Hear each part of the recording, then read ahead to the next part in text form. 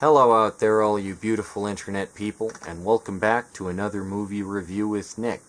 I'm here at the computer desk. You've probably seen these curtains before. This is a new setting that you can expect to find me at in lots of future videos, because I do like pulling up articles as I'm making the video, just for the sake of accuracy. So, this is a review of Late Night with the Devil, the 2023 horror film. I guess it came out South by Southwest in 2023, but it hasn't come out until this year in the United States on the 22nd of March, and it won't come out until April 11th in 2024 in Australia. So I'm filming this on the 3rd of April 2024, which is weird because it is an Australian movie, so ideally I'd think it would come out first in Australia, but hey, I don't know what that's all about. So, Late Night with the Devil, I first heard about a month ago. Its trailer, I saw its trailer, and I was kind of like, this is an interesting movie, because it's a period piece, and I like some period pieces, and it was set in the 70s, and that's right up my alley, and I was like, wow, this could be a pretty damn cool movie. So, I decided to go check it out, and I've just got back from the theater. I saw it about an hour ago, so it's very, very fresh in my mind. And I'll say this. The first thing that I think about with period pieces is how accurately does this capture the time period? Because I notice stuff like that. How accurate are the costumes, the mannerisms, the color palette, the dialect particularly.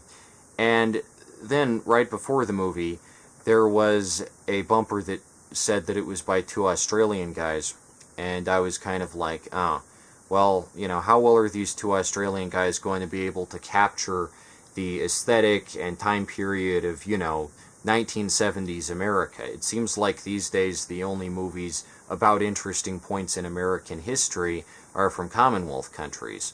Like America can't make movies about its own history or something. Something to think about. There's something very interesting there.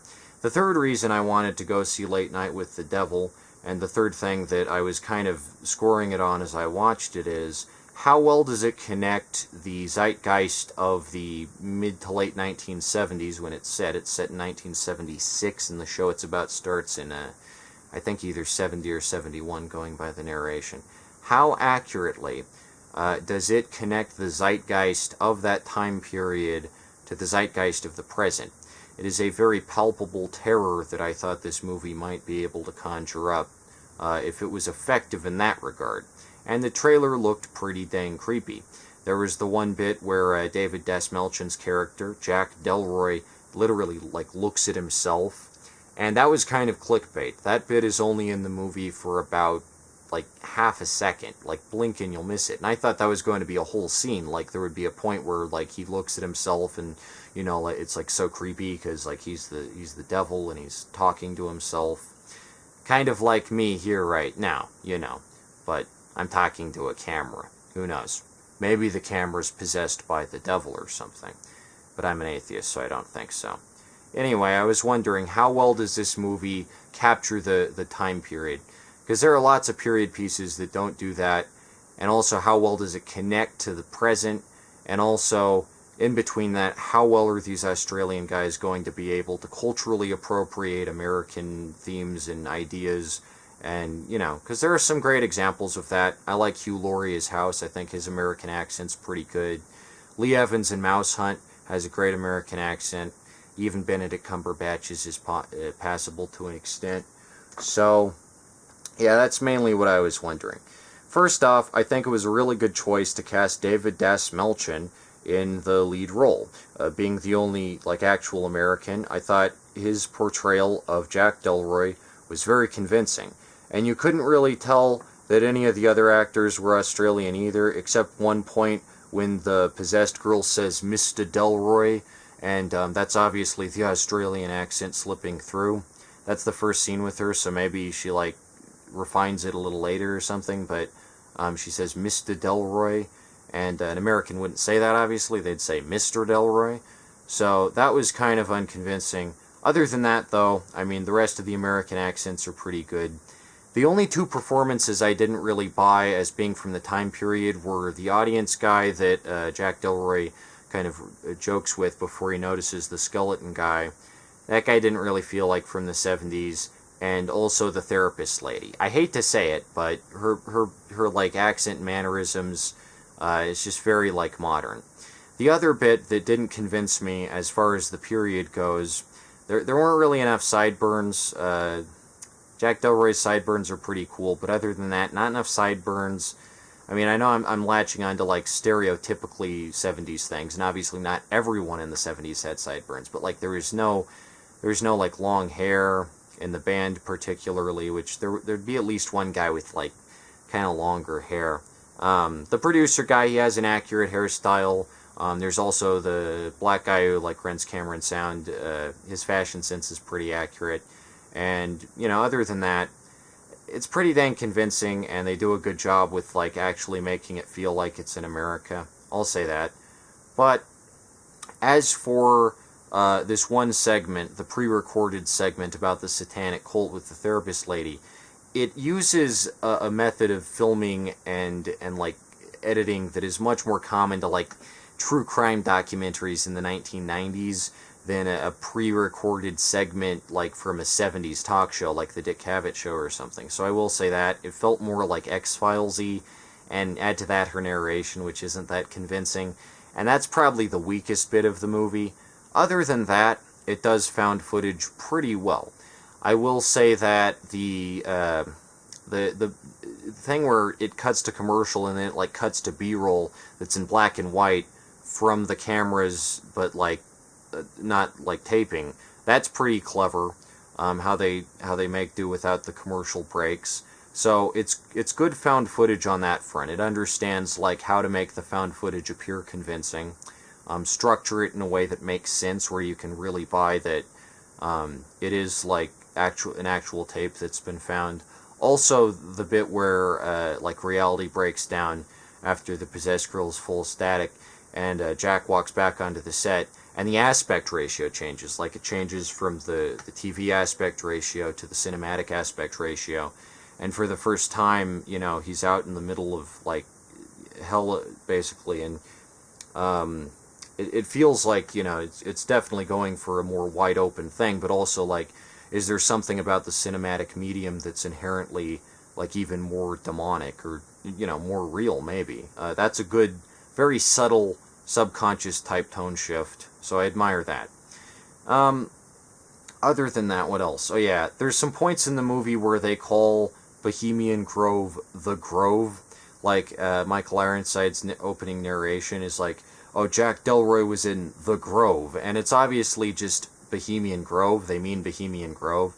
It's like, why create a whole fictional television network and a whole fictional talk show and an entire, like, you know, fake satanic cult that's obviously like a stand-in for Anton LaVey's Satanists and also like the Waco Siege, but then you just call Bohemian Grove the Grove. Like, couldn't you imagine a fictional counterpart to Bohemian Grove that's maybe a little more imaginative, and, you know, just call it like Lake Crystal or something, you know? It's like similar in concept, but it's not a, you know, it has a real-world counterpart, but you're using your imagination to, like, create, you know, not just, like, a real place. Because I guarantee nobody who actually goes to Bohemian Grove just calls it the Grove. That seems like really, you know, probably something an Australian thinks that, like, Americans refer to as. I guarantee even the people who go to Bohemian Grove just call it fucking Bohemian Grove. That's literally just what it's called. They don't call it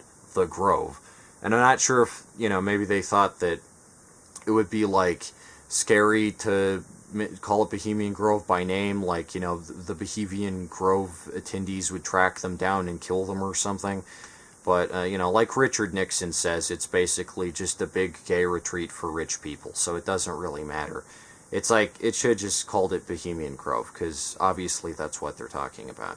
So that's one gripe I have with the movie. The biggest gripe I have with the movie is probably what you're thinking, and I noticed this right the fucking second it popped up. The movie uses fucking AI art, and I fucking hate this. This needs to fucking stop right here and now, because this is fucking embarrassing. And I'm gonna say, like, oh my god, did you actually think you could trick me and thousands of other moviegoers? I really feel embarrassed and guilty for giving my money to this shit show.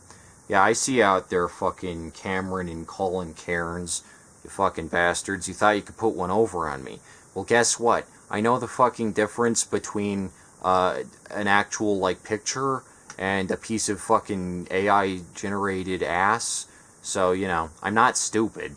I don't know if they think I'm stupid, or, you know, do they use an excuse, like with Secret Invasion or Night Country, or are they just like, oh, well, it's significant somehow. It's not significant, it's not clever, and it fucking ruins the movie. And I'm really glad when I looked up Late Night with the Devil AI or on Google, like, people noticed it and cared about it and actually, like, took the time to express their disappointment, their fucking frustration with this shit. It's gotta go. Like, do these guys think they're, like, you know, some kind of auteur for using it? What the fuck? You can't just use a fucking artist to draw you a picture of a fucking skeleton? Like, what? It's not hard. So, you know, I'm just gonna say, like, I have no idea what they thought they were doing with this, but it's fucking embarrassing, and it has no place in a civilized 21st century society. And even if, like, the rest of the movie's the greatest fucking thing ever, which it's not, but even if it was, I'm going to have to encourage you, please, do not spend your money on this god-awful fuckfest that uses AI shit. There's just no point. It's embarrassing. And, you know, I'm not gonna... It is unethical to support that in any way, shape, or form. And I'm really glad that people did notice, because I thought that, like, I was the only one who noticed. And I thought that maybe, you know, like, the artists they hired for it or something had, like, you know, secretly used it, and they didn't know, like, they weren't aware. But they are aware, so it's just like, what the fuck is wrong with you? Do better. This here is the statement that David Dastmalchian made. David Dastmalchian says, in conjunction with our amazing graphics and production design team, all of whom worked tirelessly to give this film the 70s aesthetic we had always imagined, we experimented with AI for 3 still images, which we edited further and ultimately appear as very brief interstitials in the film. So I think Cameron and Colin said it really well, and I stand by what they said, and I completely stand by this movie as a thoroughly original piece of work that so many, many hours went into this incredible artistic craftsmanship to be set in this world. So it's a good conversation to have. It's an important conversation. We've got to have it. Here's the conversation, David, you sweet, sweet summer child, you. You don't have to have the conversation. The conversation's over. This is tacky crap. It's tacky as fuck to use AI art, and it looks like shit. It's like a skeleton in a pumpkin patch, but the pumpkins look all like triangles and shit, and the skeleton's hands look like garbage. And, you know, I'm sure that, oh, you edited it further. All that means is just you put text on it, because AI can't fucking render, you know, the Night Owls with Jack Dorsey logo. So it's just like, fucking, you know, just don't use AI art in your movie, ever. There's literally no reason to use it. You don't have to have this conversation. The conversation stops at just, people are going to hate your movie if you use it. We're not going to fucking stand for it, and you're really dumb to think that we wouldn't notice. Like, what the fuck is wrong with you? I think some people are legitimately stupid enough to think that, like, people can't tell. I can tell. Clearly other people can tell. It's just like, you know, just fucking get over yourselves. You're not clever for using this shit. So yeah, this is a surprise review, actually. Embarrassing. Don't use AI art in your movie. This is tacky as fuck, and there's no reason to do it. And, you know, at that point, I may as well just wonder, you know, is anything in the movie real? You know? Is David Dastmalchian real? Is the fucking, you know, or the, like, stripes on the back of the set real? You know, is the Night Owls logo, which I thought was really cool when I just saw it in the trailer, is that real? Did, you know, did someone draw that, or did you just get AI art to make that shit?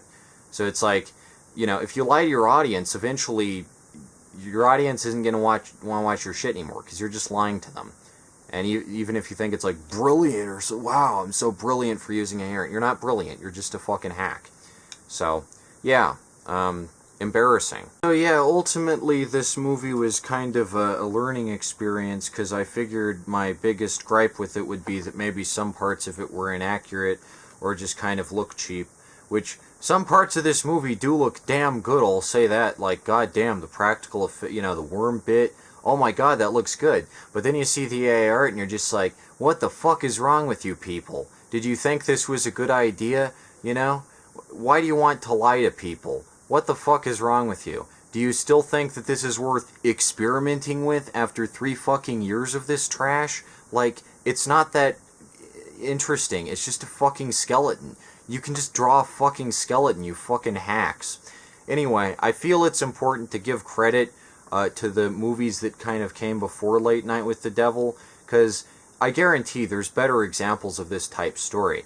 The Teddy Crazy Show by Harlan Ellison, which utilizes basically the same premise. It's about a late night talk show with satanic goings-on that happen. It's very similar. I'm not saying Late Night with the Devil is like a ripoff or anything. I'm not even saying, that the Australian guys who made this read that story and took like heavy influence from it, but, it's out there. Go read Harlan Ellison and see what you think. Could be that this has a lot in common with the Teddy Crazy Show. I don't know. I'm not saying they ripped it off, but way better example, because Harlan Ellison doesn't fucking AI write his stories. Also, obviously, the episode of Tales from the Dark Side with Jerry Stiller, where, he plays a bitter, out-of-touch, celebrity gossip type.